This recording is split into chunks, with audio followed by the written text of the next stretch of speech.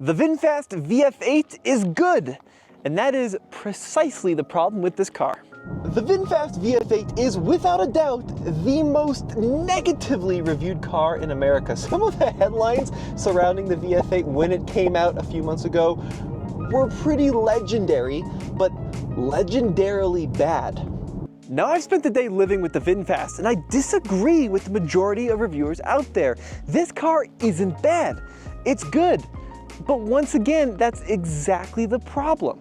So what is VinFast? Well, VinFast is part of Vin Group, which is a massive company based in Vietnam that got their start making noodles. And in 2017, along with noodles and a bunch of other stuff, they decided they also wanted to start making cars.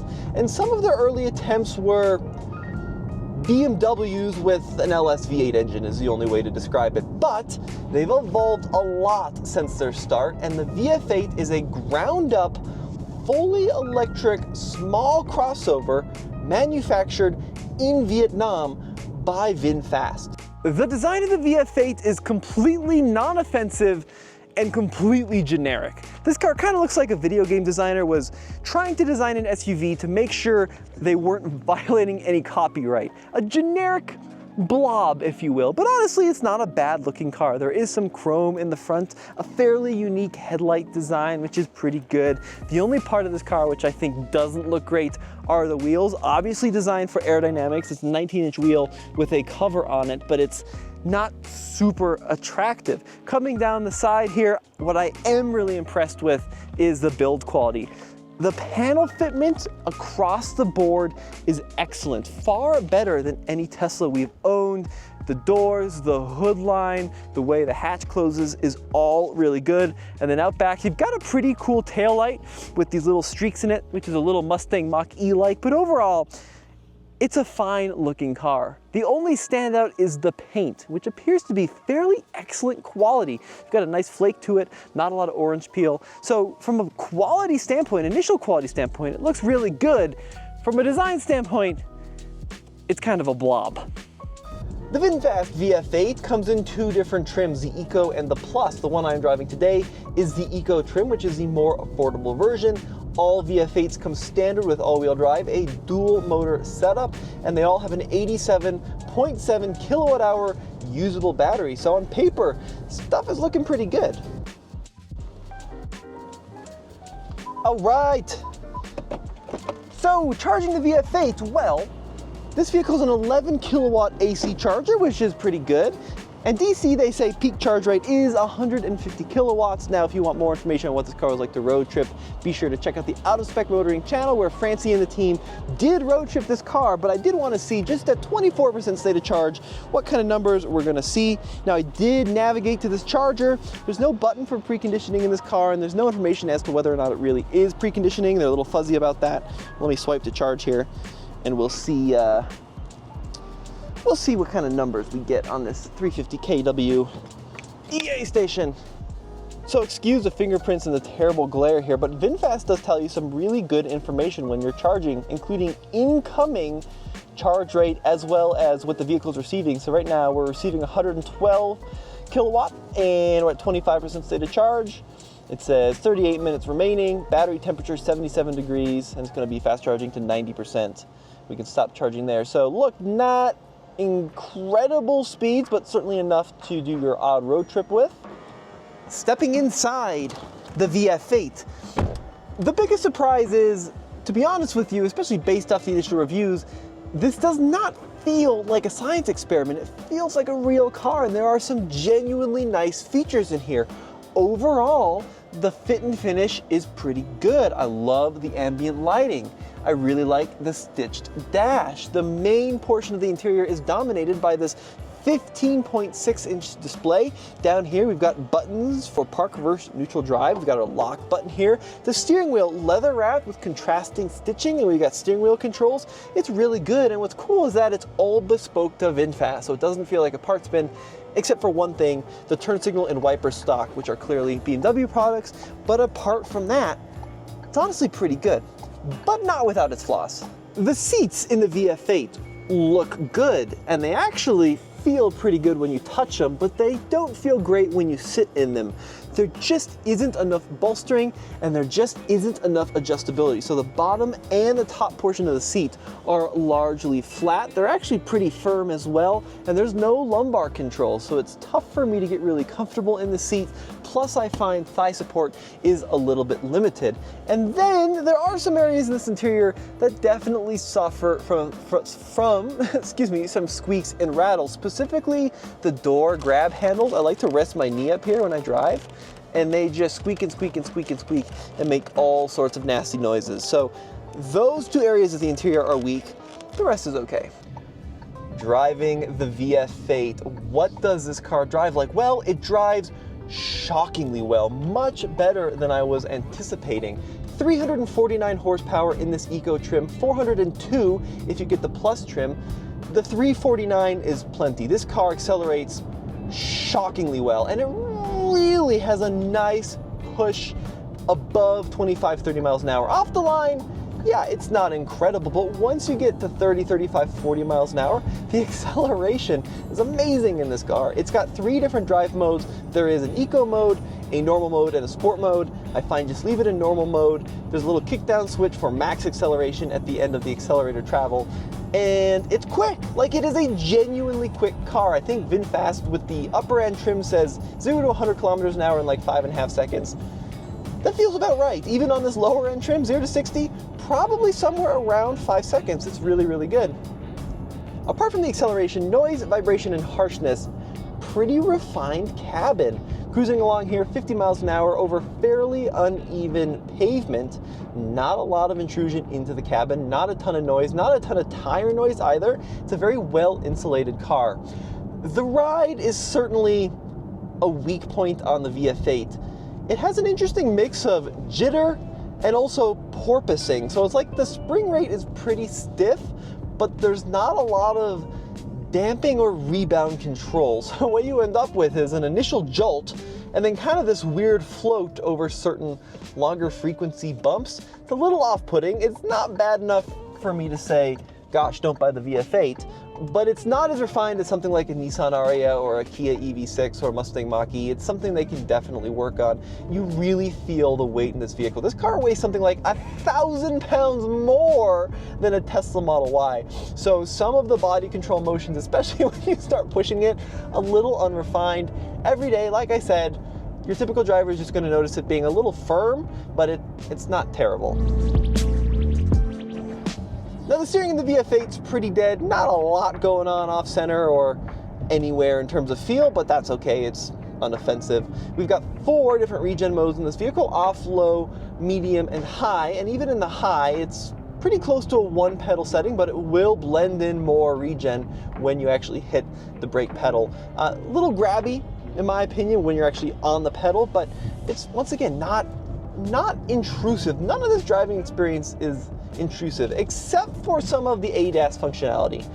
One of the high points is the driver assistance in this vehicle. Lane centering adaptive cruise works so well. You can use it on back roads. You're not only stuck to highways, and it sticks to the lane super well, doesn't wander around. In my experience, it's been excellent. Some other ADAS stuff though, not so much. So let me tell you what I'm talking about. If I go into the screen here, we have a whole range of safety features we can turn on and off. So emergency braking, parking sensors, cross traffic alert, that kind of thing. There is one feature which drives me up the wall, which is the driver attention monitor. It will tell you if you're not paying attention, it watches your eyes. A lot of cars have this. My problem is every time I key cycle this car, it comes back on, which is so annoying because sometimes he'll just be looking at the screen and it'll be like, get off your cell phone. Dude, I'm not on my cell phone. I'm just adjusting the radio. And it keeps coming on and on and on. They have to go into the screen. It's a multi-step process to turn it off. So that is definitely a little bit annoying. But apart from that, even the ADAS stuff has really exceeded my expectations. The lane centering, the adaptive cruise, all of that's been really very good. The last thing I want to say about driving the VinFast is I've been very impressed with the EV integration. So, you know, not only do they give you different regen modes, which is cool, they show you state of charge and percentage, but they also show you stuff like battery temperature, which is cool. We also have the ability for the vehicle to find EV chargers, to navigate to them. Once again, all of that, maybe it's not groundbreaking, but it's stuff that I wasn't necessarily expecting to find in, a new vehicle from a brand new manufacturer. Look, I know that this car had some tough reviews when it came out, and I think they were probably pretty valid, especially in some of the early software stuff, but from where I'm sitting right now, this car feels like a pretty acceptable product. There's been a couple of glitch stuff, like I had for last night. For some reason, the blind spot monitoring system went offline, and then it just kept blinking the stupid ambient lighting on me. That was annoying, and sometimes the screen glitches a little bit, but none of this stuff is bad enough for me to be like, oh God, don't buy it. And the driving experience has been pretty good, and the ADAS stuff has been really good, and from where I'm at right now, seems like a pretty decent ride. So let's talk about the elephant in the room, the thing that reviewers had the biggest problem with, and that is the software in the VF8. Now, this software is fully up to date. A lot of the early cars had an older version, and I am actually pretty happy to say it works super well. Overall, I'm very impressed with the interface in the VF8. So let's talk about how it works. So this is kind of your main home screen, and we have shortcuts currently for EV, phone, settings, drive aids, map, and media.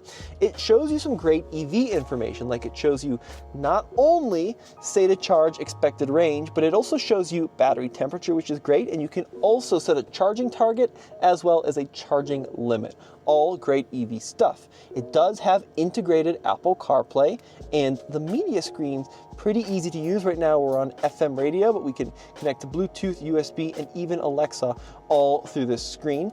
Beyond that, climate control constantly available down there at the bottom. We've got a slide for our fan speed, we've got temperature, dual zone automatic climate control over here, and we also have our heated seats and steering wheel activation there on the screen. But what you're gonna find, it's all pretty snappy. There's a couple of areas where it does struggle.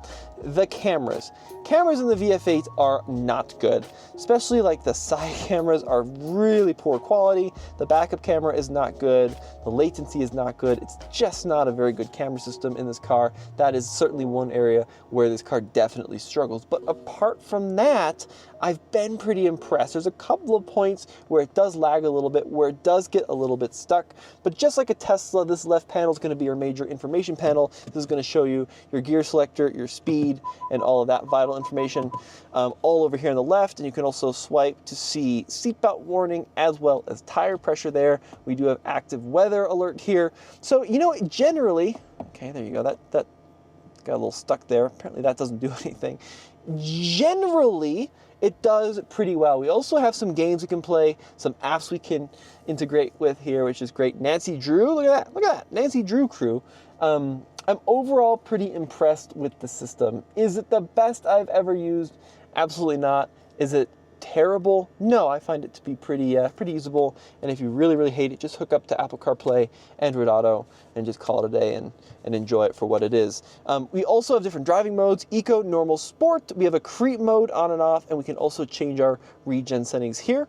And then, if I go into the car, we have shortcuts here for Pet mode, which allows you to leave the car, leave the temperature set for your furry friends. We also have a camp mode and a valet mode. Camp mode lets you kind of camp and leave the car running while you're inside, so you don't lose all your connectivity and stuff. So overall, pretty impressed. Generally, fairly easy. Sometimes it gets a little stuck, but yeah, not as bad as the early reviews would have you think, because of the latest software, which I've heard has made a huge difference.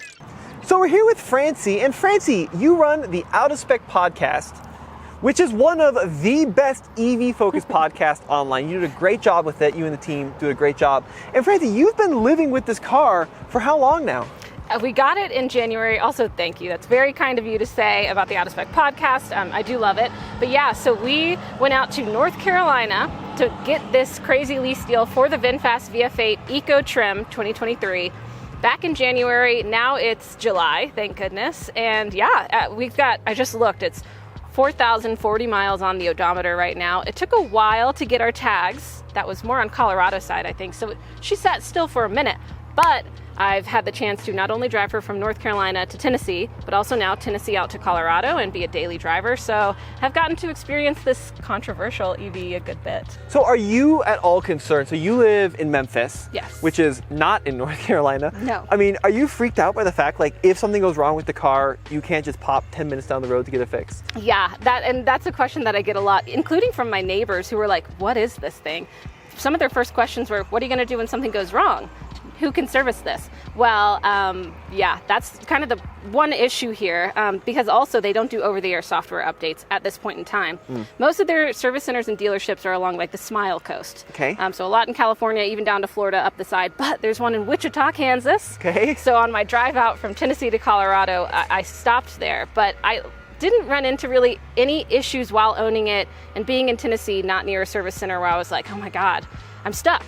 I did reset the 12-volt battery once, and it got rid of some issues, but really the software update that I spent a day in Wichita for fixed a lot of things that were annoyances in the VinFast that I had been dealing with. So in your opinion, after living with this car for 4 months now, is it worth the lease price, or are you better off just getting like an EV6 or an Aria or something? What do you think? That's a good question. I mean, people did ask me in the beginning, would you buy it? No, I would not buy this car. This was, the MSRP was like $48,000, but like I said, the lease deal was crazy. I do think, and even my dad, who's driven Tesla since 2018, was like, this would be a good car for a family to have to drive around town. Now, compared to the Aria and compared to the EV6, if it was all the same lease deal, I don't know, I think it kind of breaks it down similarly. Like, I think they would kind of go along the same consideration if you have at-home charging, right, for sure. I think that would be key to make your life easier. But I think it can satisfy a lot of everyday drivers who aren't super concerned about the EV details and all that stuff, and who just want like a safe, decent car to drive around that you could feel safe your kids driving around. Yeah. Well, Francie, thank you so much for lending us your baby. We'll take good care of it. Oh, have fun. And if folks want to see more of you online, where can they go? They can go to the Out of Spec podcast. They can find me on X, Twitter, whatever, hey_Francie. Yeah, check me out. And yeah, thank you. Have so much fun. I can't wait to see what you think. Maybe you'll be more critical, but even Kyle, by the end of like the last time we were hanging out, he was like, maybe it's not as bad as we thought. All right. Well, we're going to go find out. Thank you so much. Pricing competition with the VF8. Look, out the door starting price is going to be around $47,000, $48,000 is where I see these cars positioned at the, granted, relatively few dealers that VinFast has, mostly along the coast, and then there's a couple just dotted in the middle of the country. The upper end trim is going to be over $50,000. A lot of money for this car. However, there are some lease deals to be had. I think like $999 down, $250 a month is what VinFast advertises, which is pretty good. Of course, it doesn't qualify for the purchasing tax credit because of where it's made and some other stuff, but leasing it, right, that's another story. The problem with this car is the competition is very, very good. I mean, everything from the Kia EV6, Hyundai Ioniq 5, Mustang Mach-E, Blazer EV, Volkswagen ID4, Tesla Model Y. I mean, VinFast has entered the most competitive market in the electric vehicle sphere. And the problem is a lot of those cars are so good. And the additional problem is a lot of those cars are also offering pretty attractive incentives right now to get them out the door. And the problem is, too, the dealer network is better for every single one of those cars I listed. And it's also a brand that people know. And the VinFast does a lot of stuff well, but it doesn't do anything the best. The driving experience is good, but it's not the best. The ADAS technology is very good, but it's not the best. And it has dog mode, which is awesome, but so does a Model Y, and it's not as fun to drive as a Mach-E, and it's not as spacious as an Ioniq 5. It's unusual, that's cool. And I really don't think it's a bad car. And look, if Hyundai's first effort in the US was this good, holy moly, imagine where they would be now. Look what they first came out with in the 80s. So I think VinFast, they're going places. And I think you would be very happy with this car. But I also think you'd probably be happier with the Model Y and with a Mach-E and with an Ioniq 5. So that's kind of the problem with this car relative to its competition. Rear seat of the VF8. It's not a bad place to spend time. A couple of things worth noting. There is some recline to the rear bench, which is great, a 60-40 split. The rear seat bottom is some of the most flat and unsculpted I've ever experienced. Like, there is no bolstering on this rear seat whatsoever. But honestly, for kids, it's not bad. There is a pretty large central hump, so folks in the middle seat are going to struggle just a little bit with having their knees up in the sky, but not too terrible.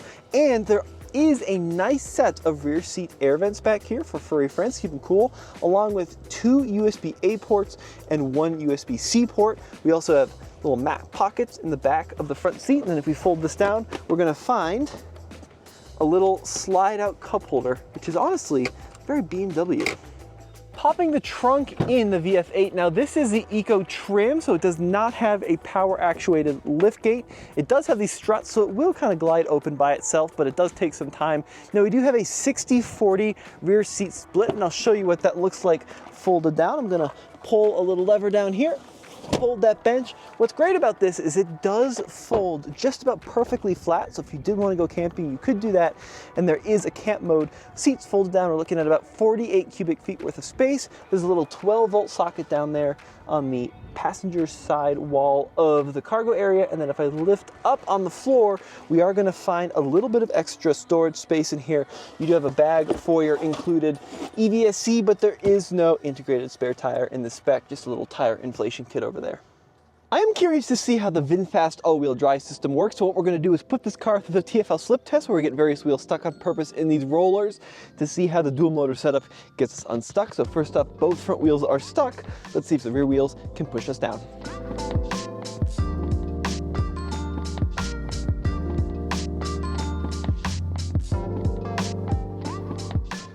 So this test simulates what would happen if you were stuck in the snow or the ice or the mud. And first up is the front wheel slip test. So both front wheels are stuck in the rollers, going into drive with the VinFast. Let's see how much delay there is before the rear axle gets us unstuck. All right, so just a little bit of throttle, but really not much of a delay at all. Successful test. Let's go on to the next test.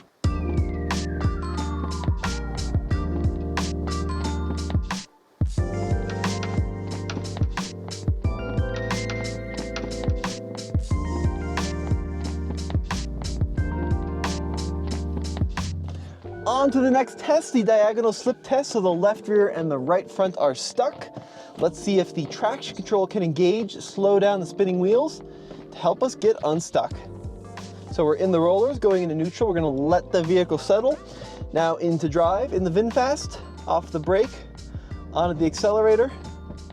Wow, very impressive. So just a small amount of slip before the brakes grabbed, and we drove right on down.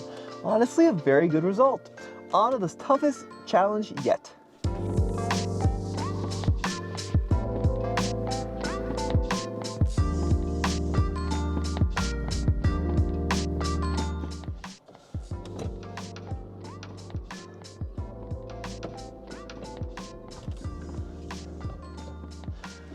All right, now for a much harder test. 3 wheels are stuck, only the right rear is on the ground. Let's see if the VinFast has what it takes to get unstuck. A little bit of throttle, more throttle, vehicle thinking about it now, full throttle. All right, so we are stuck. However, this vehicle does have a traction mode on the ESC. So we're gonna go into the traction mode. Let's see if that has any impact. Wowzer!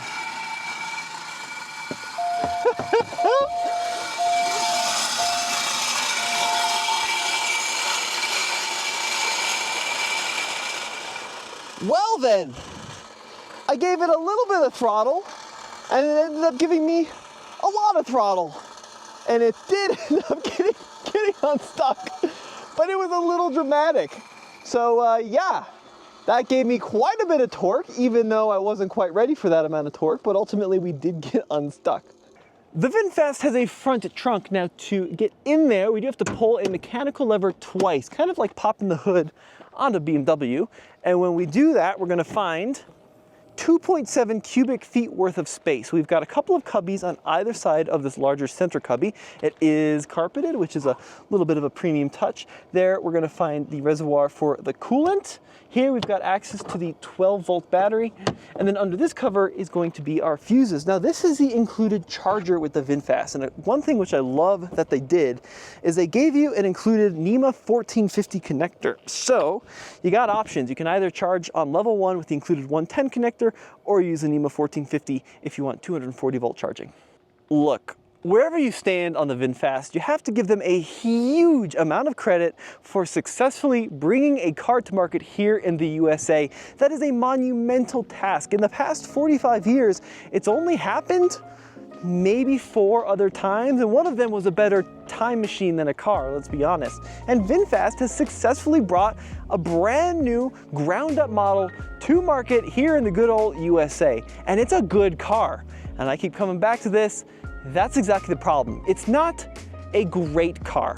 Now, other makers like Lucid, like Rivian, like Ineos with the Grenadier, what they did launching here in the USA with a new product is bring something very different than other things on the market. Look at Ineos and the Grenadier, right? Solid axle, Defender-like vehicle, very mechanical, old school, compromised off-roader, but super unique. Same thing with what Rivian did, honestly, with the R1T and then the R1S, and certainly Lucid. Yes, it was another electric sedan, but they were really pushing the bounds of technology.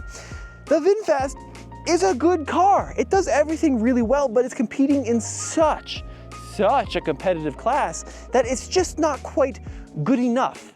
And it's not quite cheap enough for me to say, don't buy a Nissan Ariya, don't buy an EV6, don't buy an Ioniq 5, don't buy a Model Y, go buy this thing.